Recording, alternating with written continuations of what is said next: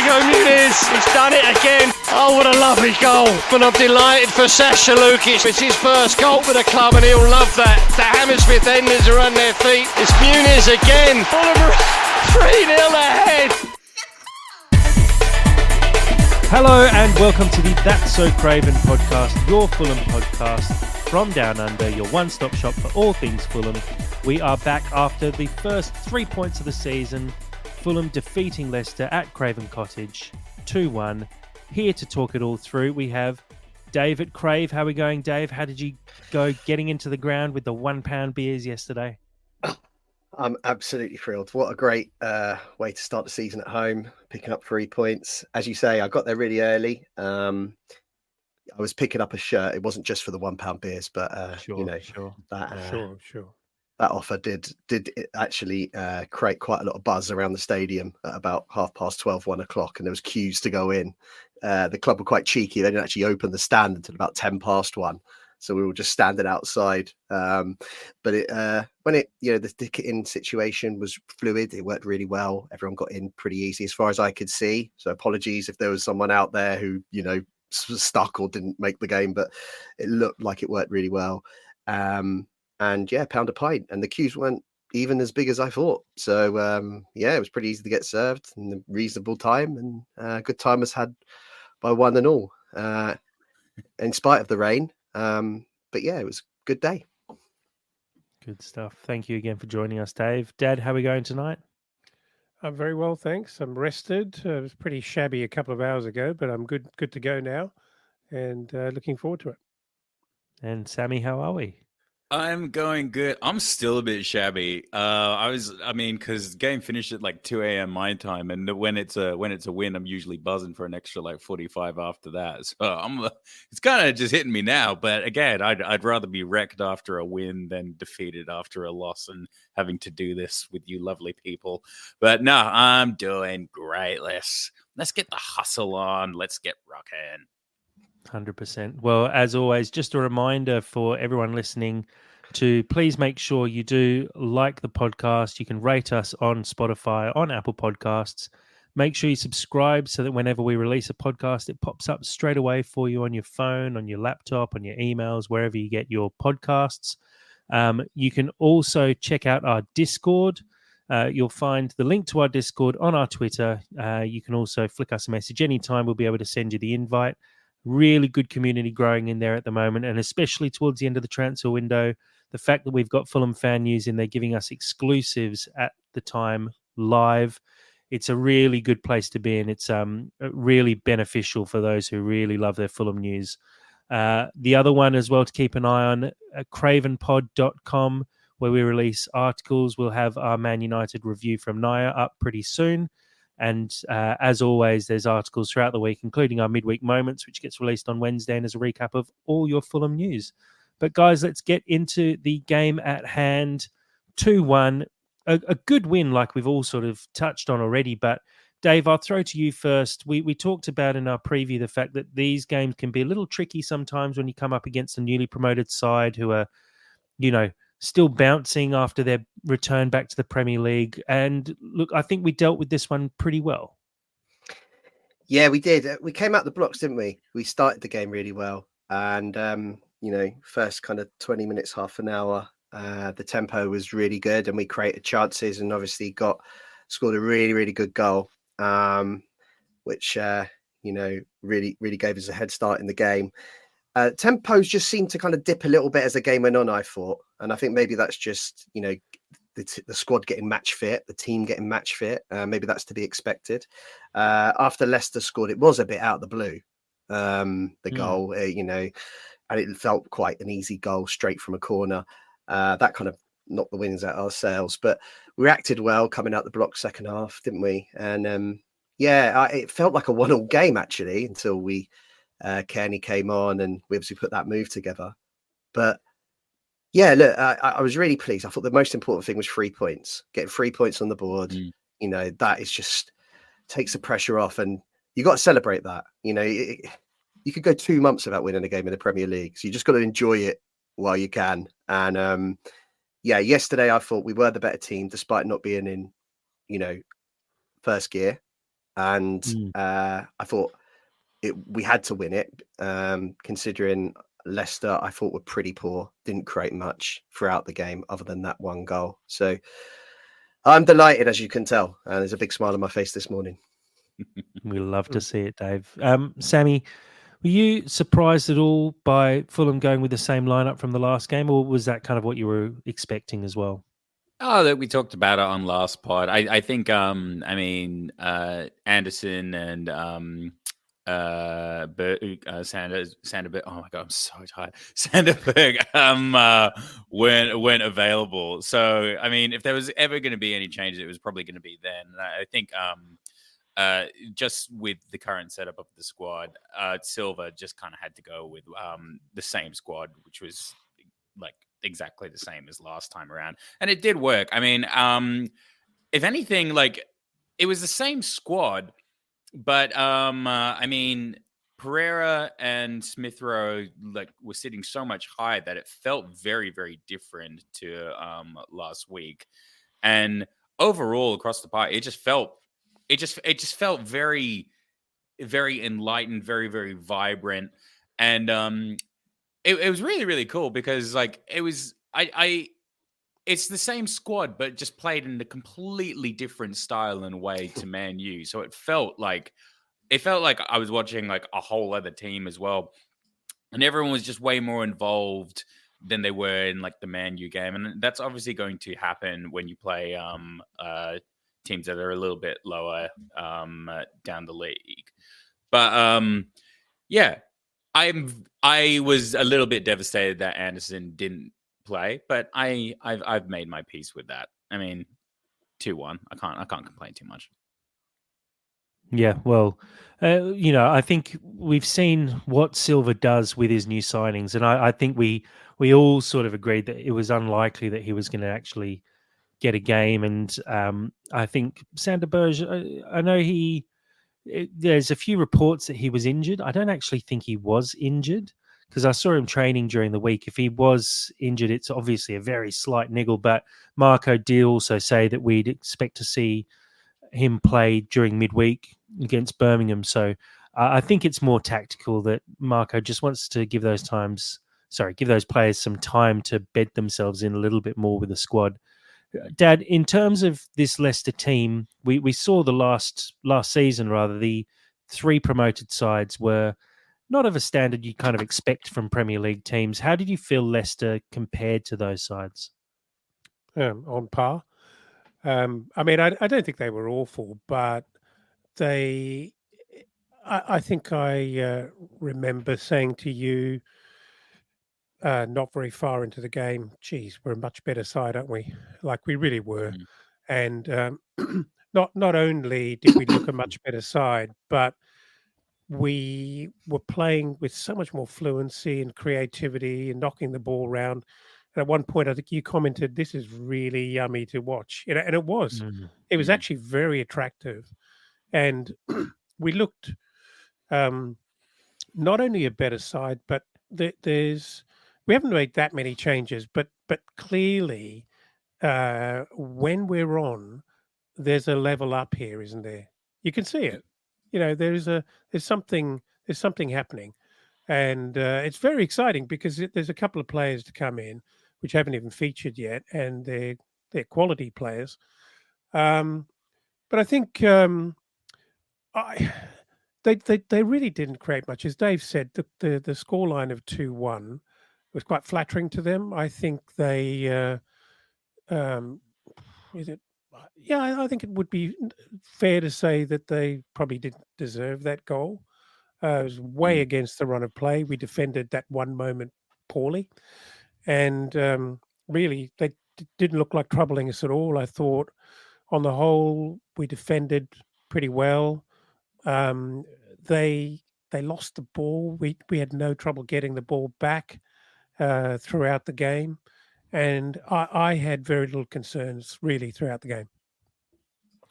I think that's fair. Like like you said, I don't think this was the strongest side that have ever come up into the Premier League.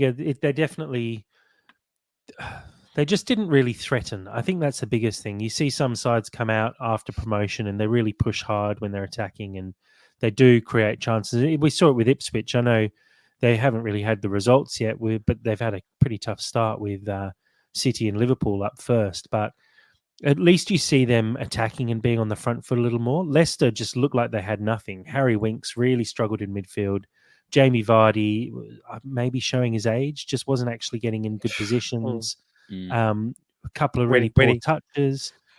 Was when he was constantly offside as well. Yeah, there was real issues with players being offside and just the positioning. And look, I don't know if it's the squad depth or the talent that they've got, but if Fulham had dropped points in this game, I would have been incredibly disappointed because we were by far the better team. And this Leicester team, I think, are really going to struggle this season unless they make some pretty drastic changes and some pretty big signings before the end of the window, because they just didn't really look like they were good enough, to be perfectly honest. And I agree, we conceded that goal. It's a poor goal to concede. It's poor marking at the corner. I don't know if you've rewatched it, but Fulham seemed to be crowding the near post and just leaving the back post open. I think we had 5 or 6 players between the front post and the edge of the 6-yard box. And at the back post, it was Bassi and Muniz. Muniz was sort of shielded off the ball and Bassi just sort of got stuck. And so it was a free header at the back post. And I call that a defensive mix-up and a slip-up. And look, it doesn't look good on Bassi, unfortunately, who's probably got Cuenca breathing down his neck at the moment. But really, that was the only chance they had. Bobby Reid had a pot shot from 35 yards out, which Leno dealt with quite comfortably. But really, it was a comfortable Fulham victory. Let's go into the goals themselves. And I want to focus a little bit, especially on Smith Rowe's goal. And I'll throw to you first, Dave. It's something we have always wanted from Andreas Pereira, and we haven't really got so far, which is that player who runs into the box and creates those kind of chances. Pereira often collects the ball on the edge of the box and has long shots at goal that either get blocked or are quite comfortably saved. But seeing Smith Rowe bombing into the box and then finishing, how good was that to see, and how justified does that make his signing already? Yeah, no, I completely agree. I think you'd never see Andreas Pereira score a goal like that, would you? From number 10. It's just not his game. So Marco's identified this summer that we need to have a player in that position that's going to, contribute more with goals, I think. And Smith Rowe looks like, the perfect player to do that. I mean, this is his, if we include the friendlies, he's only played about 4 or 5 games for us. He scored 3 goals already. Yeah. Now, I know that's pinch of salt. Friendlies are friendlies, but it just shows that he's got a bit of an eye for goal, and that's going to be huge for Fulham this season. I thought the goal itself was a really good move, actually. Obviously, we had that ball up the line, and Muniz really put his body on the line to get something on that to get the ball back to Iwobi. And I think without him making that run across and chesting that down in the way he did, Iwobi doesn't find that space in the middle. And we've seen that a few times from Iwobi now. Iwobi, I'm sorry, Traore. We've seen that a few times from Traore now when he cuts in from the right into the middle of the pitch and then, puts it across the field. We saw it obviously last season at Man United in the last minute. We played in Iwobi and Iwobi scored. We saw it a couple of times pre-season.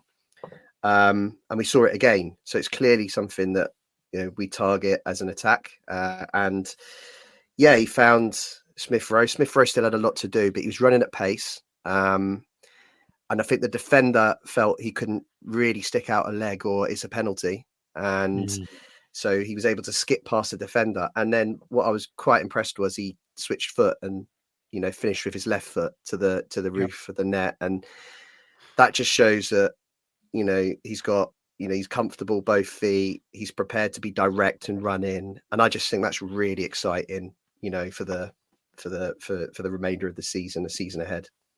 The instincts on that boy as well is ridiculous. Like, in theory, everyone should be running straight and everyone should be running hard with aggression and confidence. But it's really rare do you actually see them do it because they're usually trying to be a little bit tricky. A lot of time they're over overcooking the situation. So it's just really refreshing to see somebody like him just go in with so much confidence and go, I am here to score a goal. That is what I'm going to try and do. And it's rare, and I just feel very lucky that we have this guy now. I'm glad you did shout out Muniz though, because I actually thought he played really, really well, and I was actually I felt really sorry for him that he wasn't able to like get a goal, because he put himself in a lot of good positions, and I really want to get him cooking, and I really want to get him that goal to actually build up that confidence, because when that combination of ESR and Menez is fully up and running, that's tasty. That's a tasty prospect. Just to jump in on that, I think there's more to a striker's play than just scoring goals. And Absolutely. now Mooney should have scored a goal yesterday early in the second half when Leicester gave it away. Traore cut it back, and he should have hit the target. There's no getting away from that. You could argue he may have should have done a little bit better with the header in the first half from the Robinson cross, but he's getting himself in those positions, and if he keeps doing that, the goals will come. But what we've got to focus on is how he complements the all-round play of the team, and you're still seeing a guy who's prepared to work hard, put his body on the line, use his strength. And he was, getting on the end of a lot of corners yesterday as well, I noticed, which is also really good. His aerial presence is really strong. So, I think if he'd have scored yesterday, people would have been saying, oh, fantastic, 8 out of 10. And I think fine margins, because he didn't, people are now going, oh, is he the man? Some people. And I think that's really harsh. And I think we've got to just be looking at the bigger picture. Agree. No doubt. Marco's not an idiot. And I think Marco's a big believer in this boy.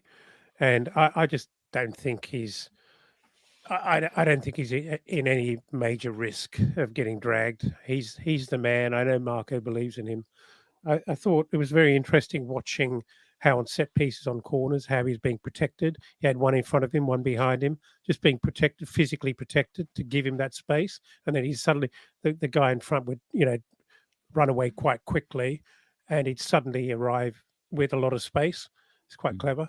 And he's getting some power behind those headers. It's looking dangerous. Really dangerous. I think I know he didn't score, and I know people will always go back to the fact that your striker needs to score goals, and that is a fair argument. But at the same time, it felt like he got his head to maybe 6 or 7 opportunities. He got hit from every single corner. I don't think there was a corner that didn't end up on his head. And then a couple of crosses where he just bullied players, the ones where he hit the outside of the post, which was in about the 20th minute, not long after we'd opened the scoring.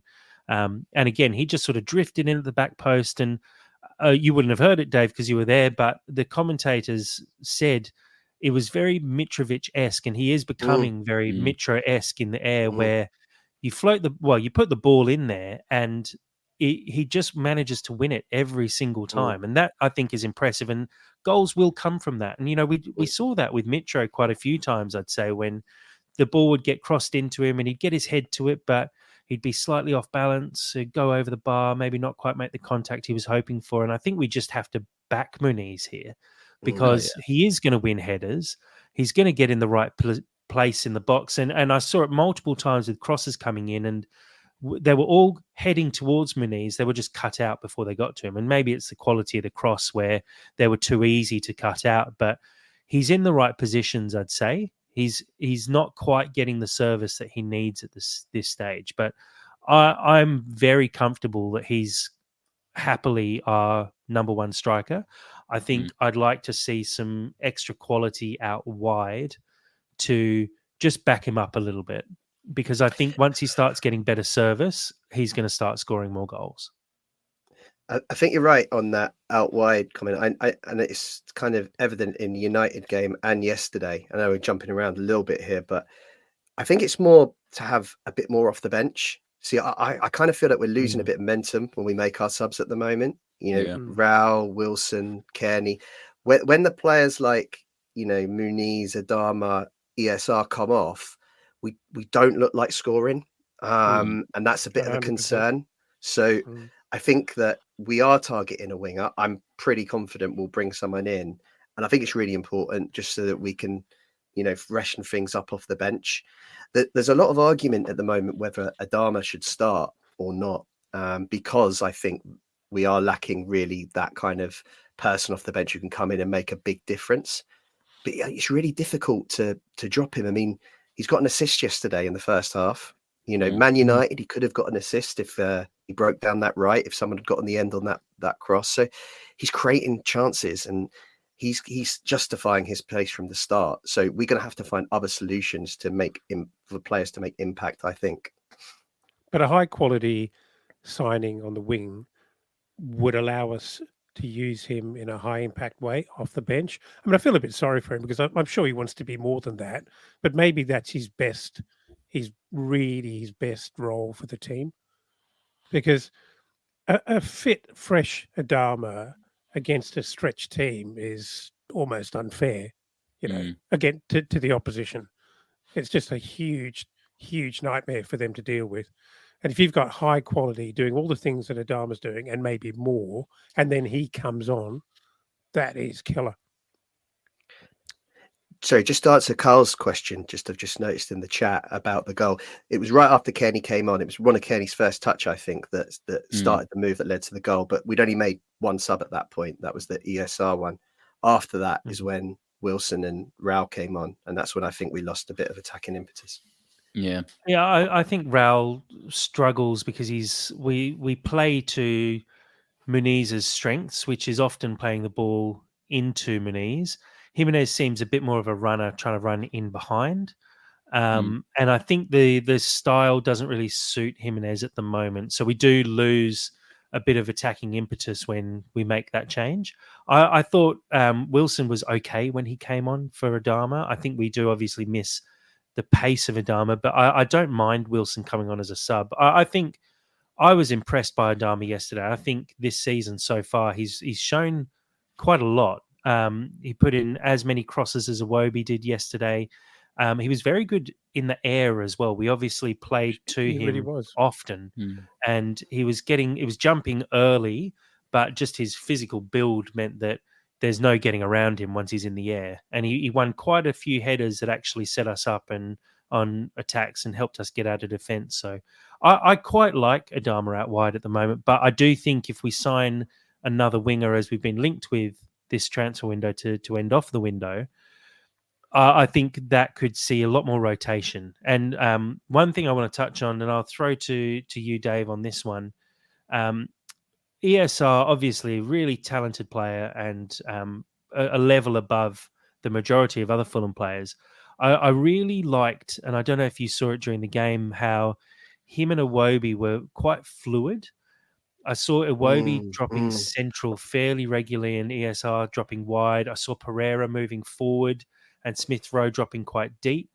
Do you think having a player of that ability and that quality means that we can be a little bit more fluid in what we do and sometimes play sort of like a 4-1-4-1 where Pereira can go forward and that we've got the footballing IQ effectively on the pitch to be able to handle any kind of situation? Yeah, I mean, I think Marco's kind of target that, players that can move around that front three behind the striker. And I think we saw that a bit yesterday with Iwobi and ESR kind of rotating at times. Obviously, when we made the changes, Pereira was pushed forward. But I thought we saw enough from him further back in the 8 to I think there's something there. I think that could really work this season. Pereira deeper. I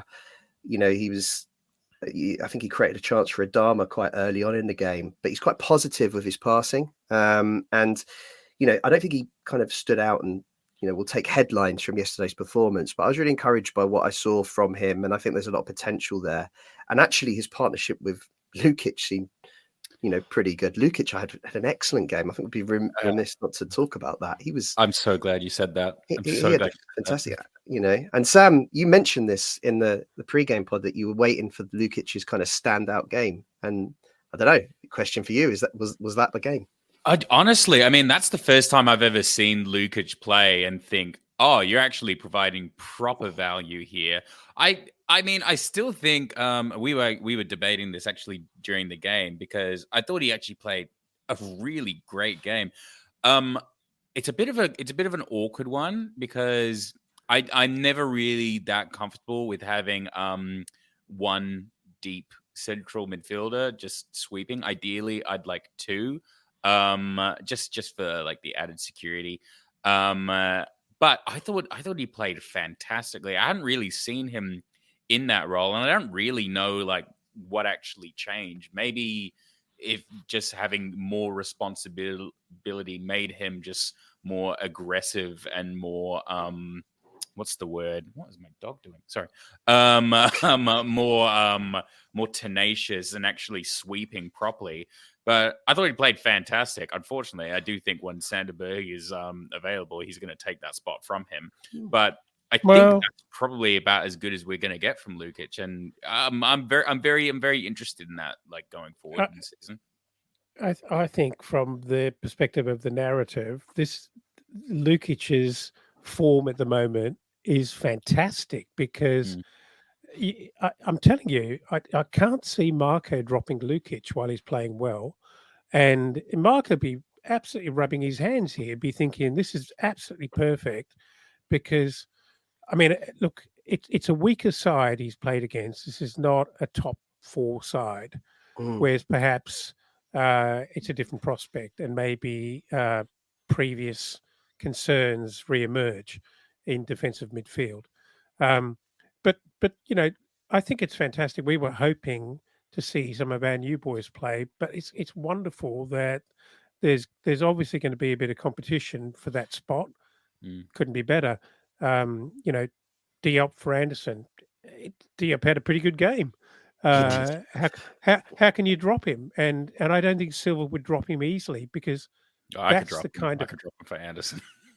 I know, but that is the kind of depth you want to foster in the team. That's when things really start cooking. When even your Mm, weakest player Mm. is actually keeping, the obvious starting player out of the lineup. That's mm. perfection. Mm. Yeah. Anyway, um, I I'm actually really struggling with Raul at the moment. He just looks like such a uh, kind of misfit, and maybe Mm. the biggest problem is his wage for me. I can't get past that. Um, when I look at what he's costing us, and I know at the time when we actually signed him, there probably there weren't too many options, and Mooney's was not yet our number 9 at all, and it seemed like a decent deal at 5 million quid and a big wage.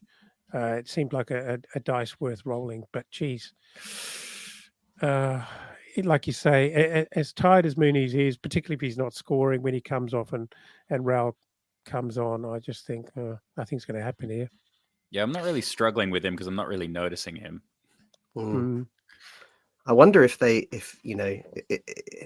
kind of feel that maybe there's an opportunity to give Stansfield some minutes in those kind of opportunities. Why Throw him not? on and let's give him a go and see what he can do off the bench because he's going to have to get some game time, and I know he'll probably get some of that on Tuesday night in the cup. But I don't know. Love It's him to just score. I'd love him to score yeah, on Tuesday night. That will yeah. absolutely create that wonderful problem for Mm, Silva, where you go, why am I bringing Raul on? mm, mm, I Mm, think the big thing is Marco he's so safe in everything that he does. mm, He doesn't take huge risks, and it needs Fulham to be 3-1 up before Marco makes a decision like that. And I just think I agree. I'd love to see players like Stansfield, players like Josh King be able to come late in a game and get the last sort of 15, maybe even 20 mm, minutes.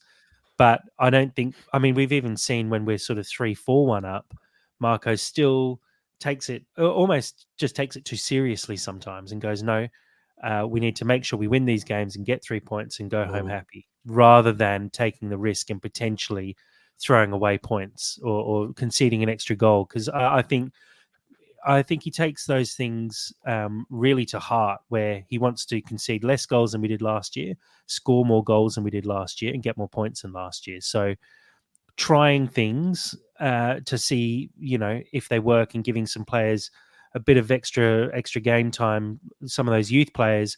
I'd love to see it happen, but he'd be looking at the cup competition and going, the Carabao Cup is the time for those guys to get minutes, and they get a full game there. They don't just get 20 minutes, which is fine. Which makes the Birmingham fixture wonderful timing. Really great timing. Absolutely.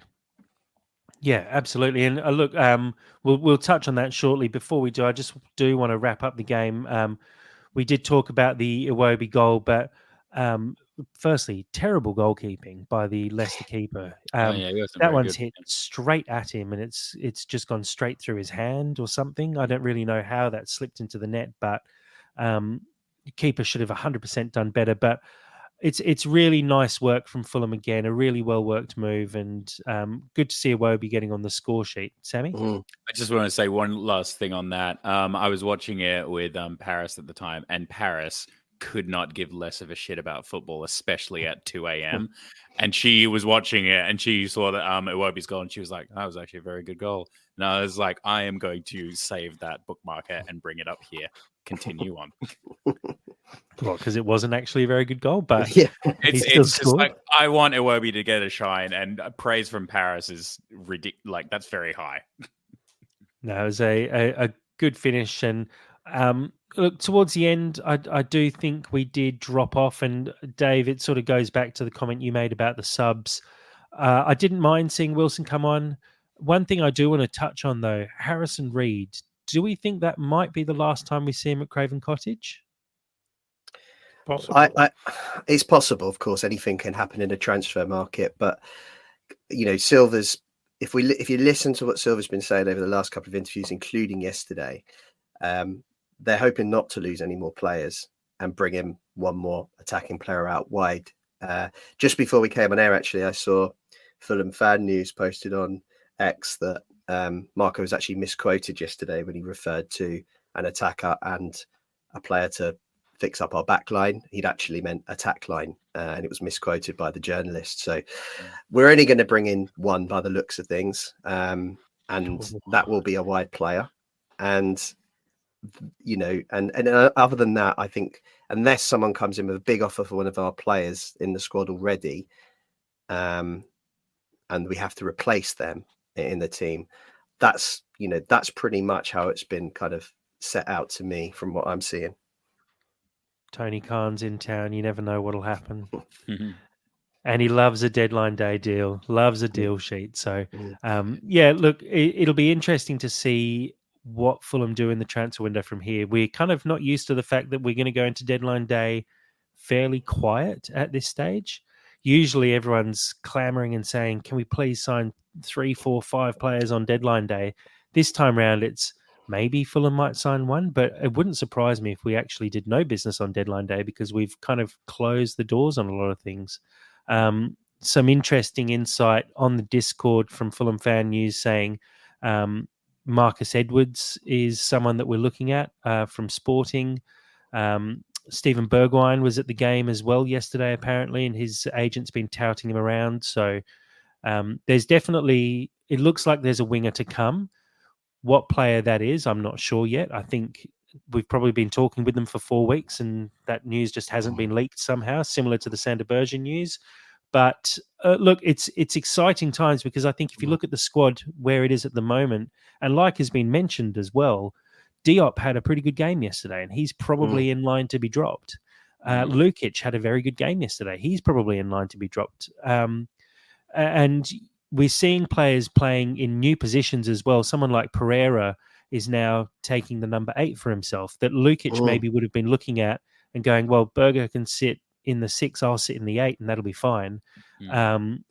ESR could potentially play out wide left. We've seen there's a lot of permutations that are sort of now open to us with this squad, and the depth is starting to look really, really good. And I'll release as if it's really important, but I'll share on Twitter the depth chart that we've been putting together, because I think when you look at it, you see the depth of the squad, and the fact that our second 11 now is a second 11 that probably challenges that Leicester team from yesterday and some of the newly promoted sides, which makes life very exciting for us for this season.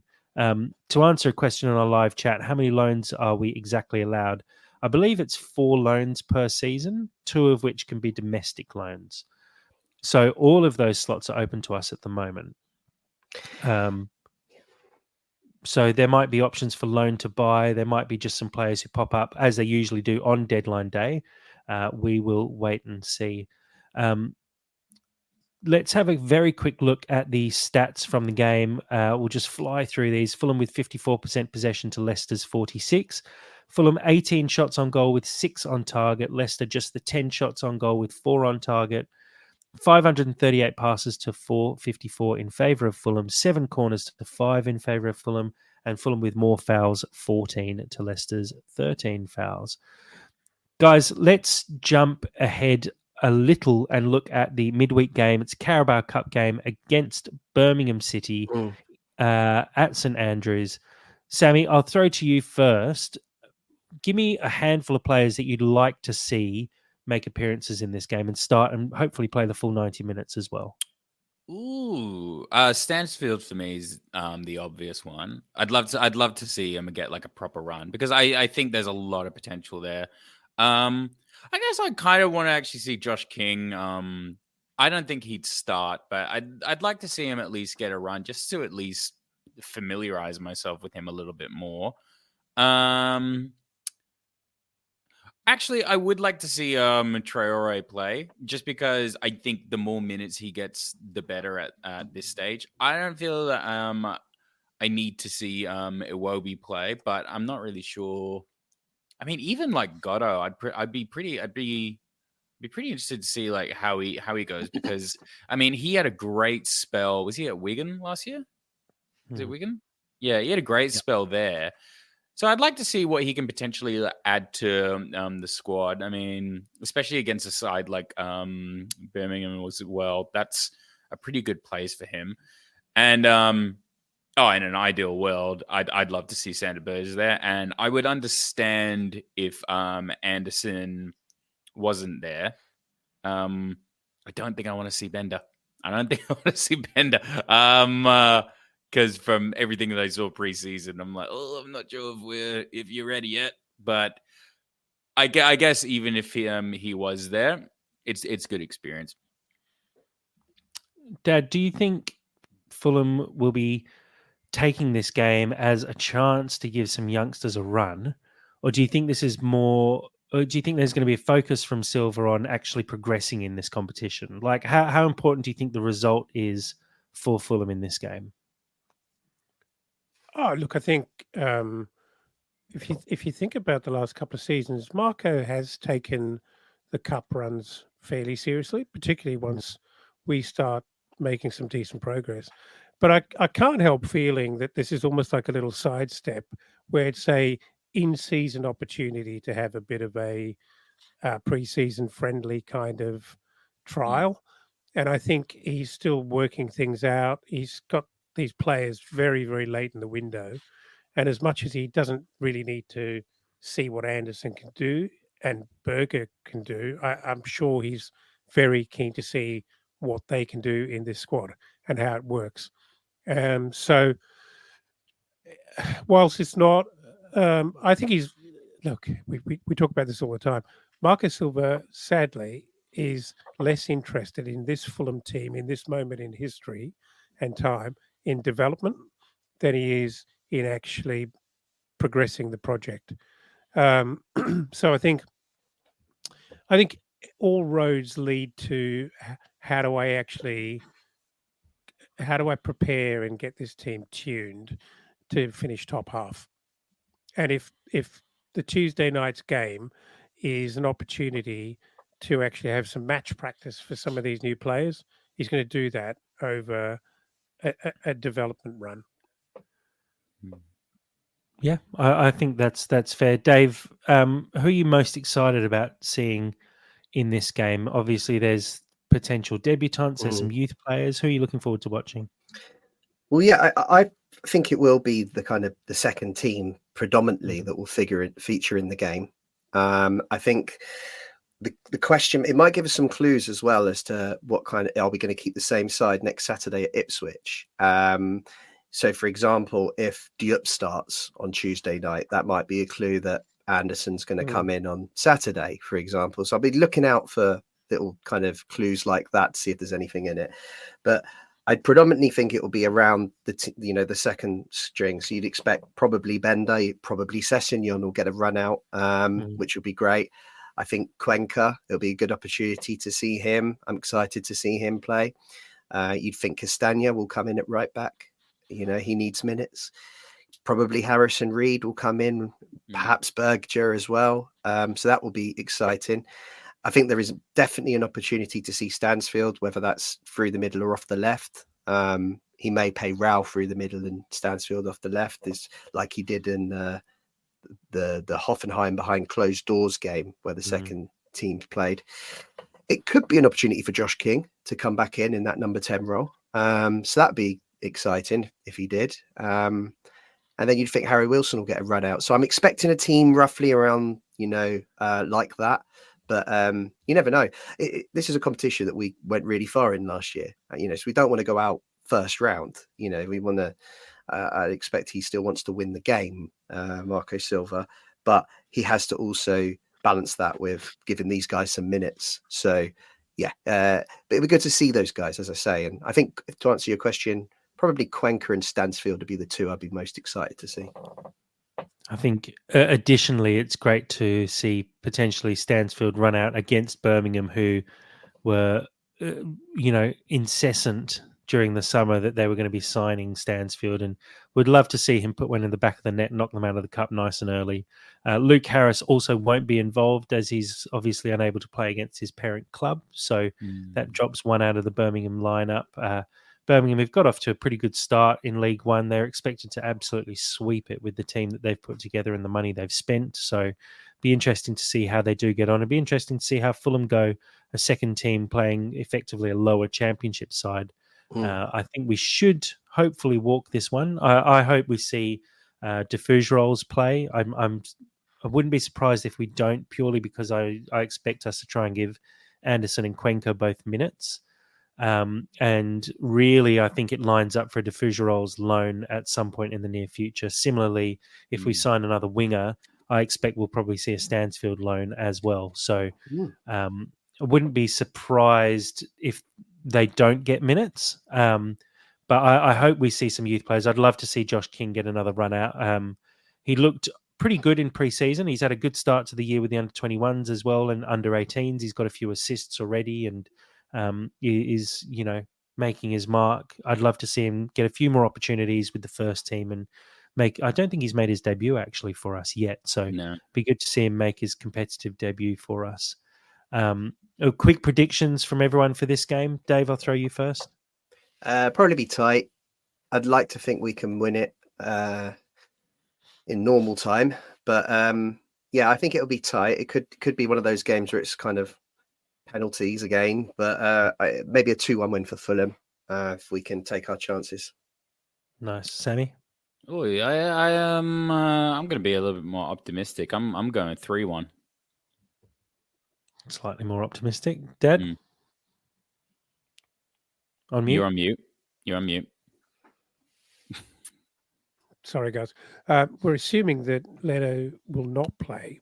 And so, that's going to be interesting to see how clean a sheet we can keep here. But I'm assuming we're going to leak a goal.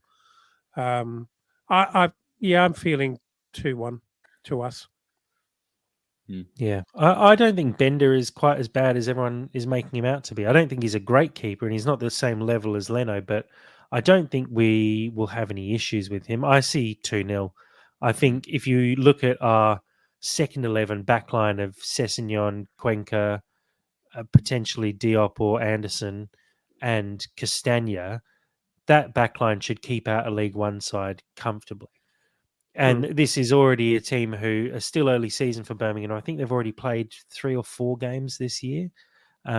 So they'd be looking at the Carabao Cup and going, do we really want to put a full team out? Do we need to focus on winning the league here? If, the most important thing is getting back into the championship. Do we need a long run in the Carabao Cup? Maybe not. I think if you're a League One side as well, you're in the EFL Trophy.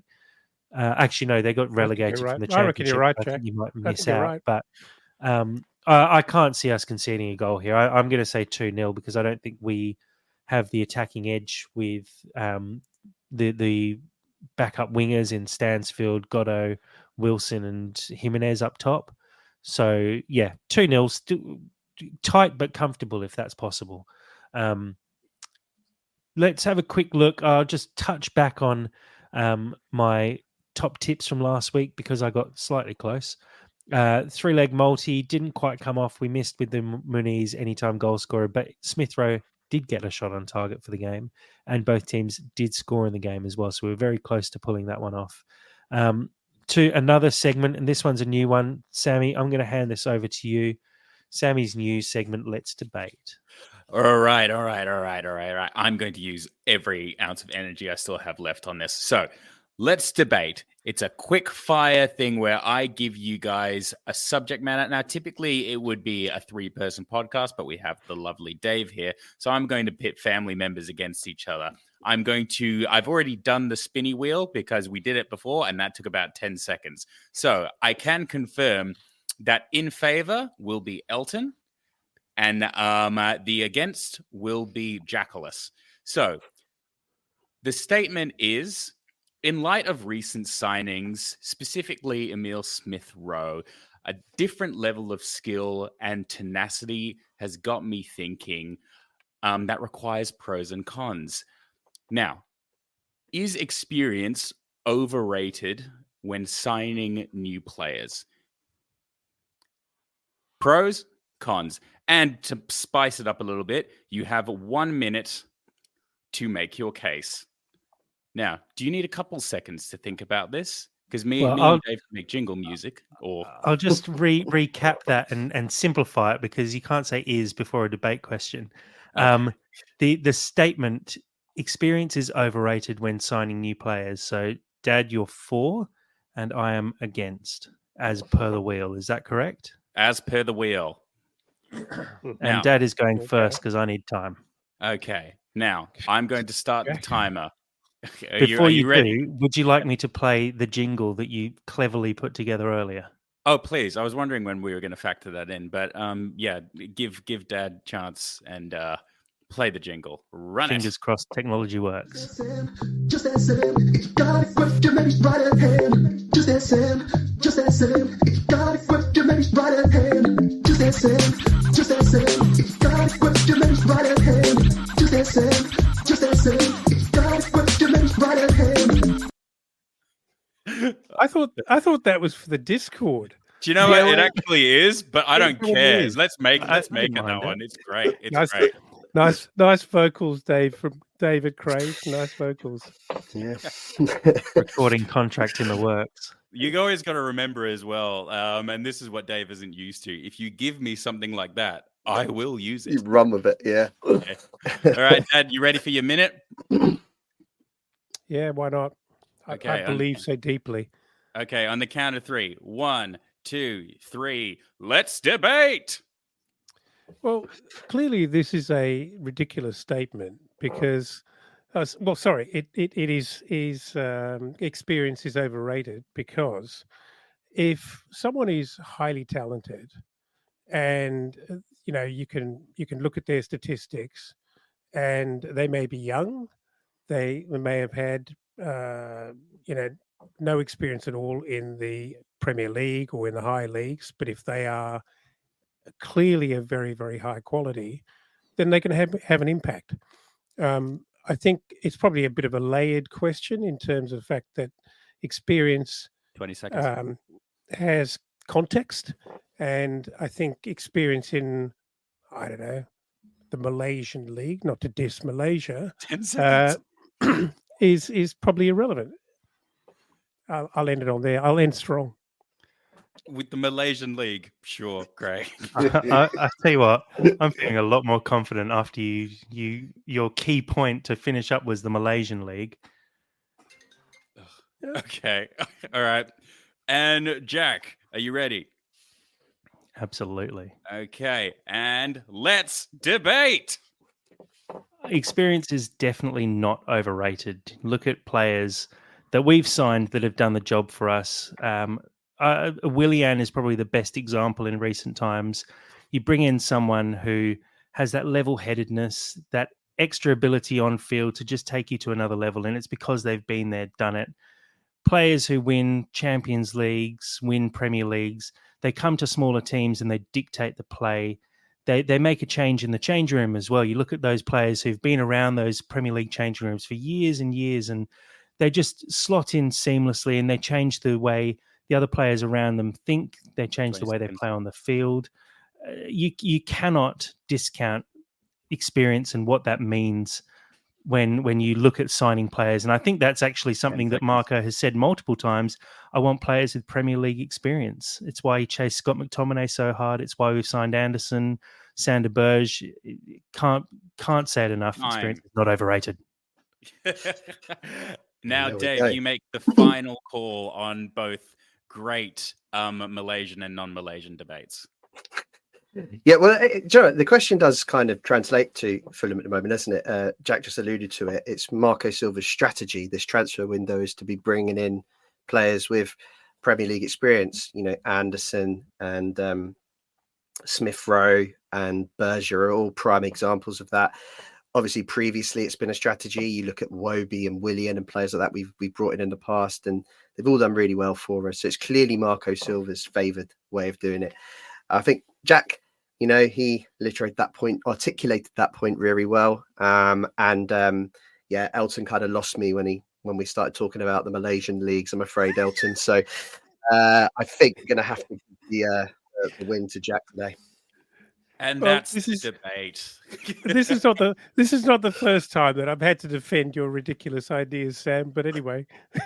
Hey, you know what? We do it for the community, and you know what? If the community liked it, we will keep it up. But I had a great time. And yeah. Yeah, just be thankful you're defending Sam's comments on a silly football podcast and not in a court of law. Could be much worse. That is true. That is true. Guys, I think we've probably wrapped this one up completely. Look, a really good result for Fulham. 3 points on the board is always important. Fulham move up to 10th in the league.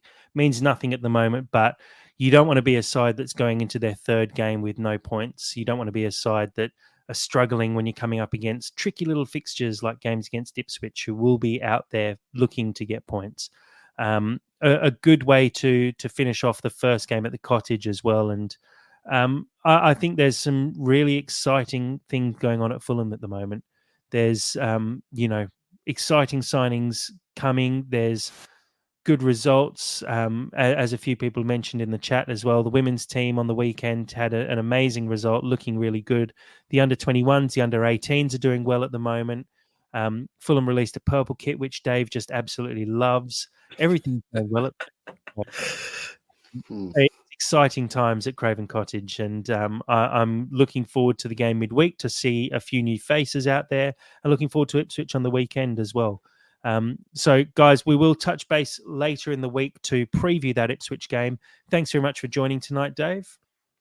Yeah, no, thanks for having me. And as I say, you can go a while before we get on. It might be a while before we pick up another win. So I hope it isn't, but just enjoy them when they come. Really enjoy them. Keep that warm feeling inside you all week. And we might follow it up on Tuesday with another win. And there's another opportunity next Saturday against the newly promoted team. So we'll also get some excitement during the week with another winger coming in. Looks like that's something the club are going to really push for. So yeah, there's a lot to be excited about. And yeah, it's been a lot of fun today discussing that with you guys. Awesome. Thank you very much, Dave. Sammy, thanks for joining. Thank you for having me. I apologize. I feel like I've been very, very scattered this pod, but I've had a wonderful time. Also, as well, if you go into our Discord as well, there is a new section where if you really want to, it's actually called Just Ask Sam, isn't it? Yeah. It is. Yeah. Yep. Yeah. That's me being a little cult leader, and it's getting pretty chaotic in there. So if you want to indulge, you can find me there in the Discord. That's where I'm frequenting now. It is the absolute dark side of the internet. Thank you, Sammy. Thank you, Dad, for joining tonight. Yeah, thank you. I'm 100% behind Dave. I think this is something that people don't probably do enough, particularly when you're a mid-table team with the kind of history that Fulham have had over the last few years. You absolutely have to soak up and savor these moments and really enjoy it. We had a win. We got 3 points. We might just go on a little run here. We're going to win on Tuesday and another win against a weaker side that could just set us up with our new squad. It's exciting times. I'm looking forward to it. Absolutely. Thank you to everyone who's joined on the live stream on YouTube. Really appreciate all the interactions we've had. Appreciate people as well who continue to download, listen to the podcast, which you can get on Apple Podcasts, Spotify, Google Podcasts, anywhere you listen to podcasts. You'll find all of our links on our Twitter and all over our social media as well. Please do, like I said, subscribe to the podcast, share it with your friends, rate us on Spotify and Apple Podcasts as well. It does make a difference. And as always, come on, you Whites.